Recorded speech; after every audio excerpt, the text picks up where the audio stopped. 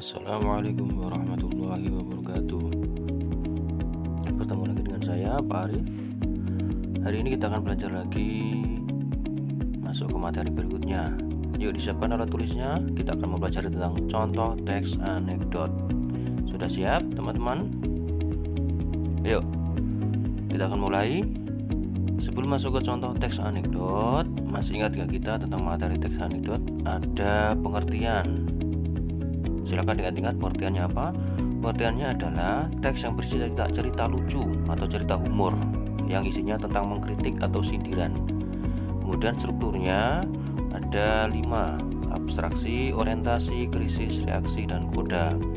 Abstraksi adalah pembuka atau pengenalan, orientasi mengenalkan tokoh-tokohnya, krisis mulai cerita utama, reaksi adalah tanggapan dari tokoh tentang krisis, koda adalah penutup.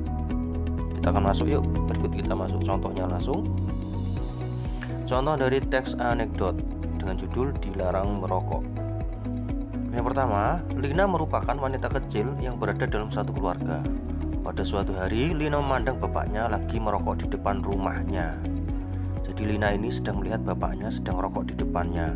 Ini termasuk abstraksi karena pengenalan cerita di awal. Berikut abstraksi. Kita akan masuk berikutnya yang setelah abstraksi adalah orientasi.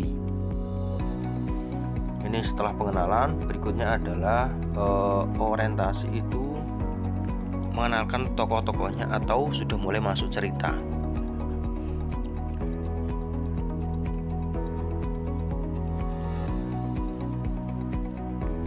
Nah, Lina yang mengenali kalau merokok itu sangat berisiko untuk kesehatan, maka langsung menegur bapaknya, "Bapak, jangan merokok. Rokok itu bahaya buat badan Bapak," ucap Lina, wanita kecil yang masih lugu.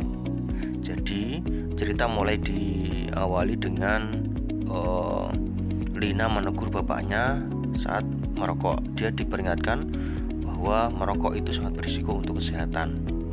Jadi ini masuk orientasi.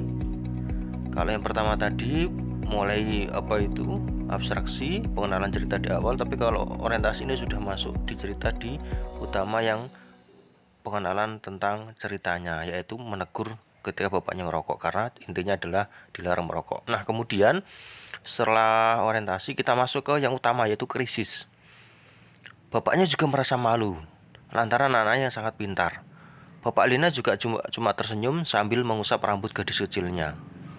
"Bapak, cepat matikan rokoknya," ucap Lina sekali lagi memerintahkan kebaikan buat bapaknya. Jadi bapaknya malu karena tegur oleh anaknya, tapi bapaknya hanya senyum-senyum karena dia malu dengan anaknya. Kemudian Lina mengulangi lagi, "Bapak, cepat matikan."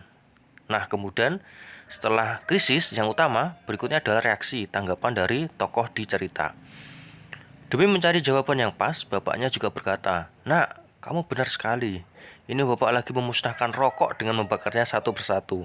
Soalnya jika bakar pabriknya sekalian, ya nggak boleh dong." Nah, ini yang mulai lucu. Jadi, karena bapaknya bingung dengan jawaban, akhirnya dia menjawab bahwa dia membantu membakar rokoknya, memusnahkan. Nah, yang terakhir ini, akhirnya anak itu pergi dengan rasa kesal atas jawaban dari bapaknya. Ini termasuk penutup atau koda. Nah, itu cerita dari contoh teks anekdot. Sekian.